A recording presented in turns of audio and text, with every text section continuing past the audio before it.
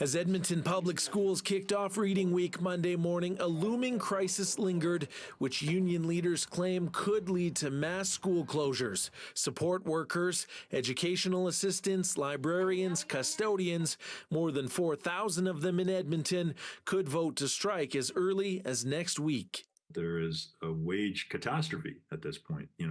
These folks haven't had raises for 5 years, and then the raise they got before that was abysmally low. So they can't support themselves. And unless they can support themselves, they can't support the kids. The chair of the school board refused to explain what will happen if support workers walk out. Hypotheticals are not within my purview, so I would ask you to reach out to communications. So does planning take place before in case something like that happens? Like how do we fill those gaps if something like that happens? I believe I've answered all your questions. Educational assistants make about $26,000 a year on average, according to the Canadian Union of Public Employees, or CUPE. They want to make $40,000 a year.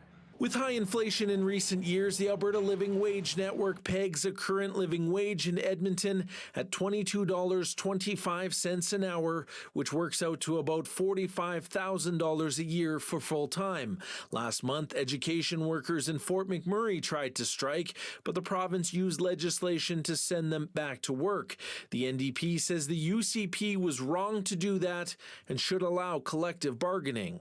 Ultimately, the buck stops with the government, though, right? Because it's the UCP government that is putting local school boards in almost impossible positions. They have been underfunding education for years, and this is the result. In a statement, the UCP government says it's a job of school boards to negotiate with CUPE, and the province is not involved. Like the NDP, the Alberta president of CUPE does not buy that, adding the pay is so low that some school workers are struggling to pay rent and buy food, and many have extra jobs. All the funding for Edmonton Public Schools comes from the government of Alberta. They have claimed they're not negotiating. They're not part of these negotiations. That's an absolute lie.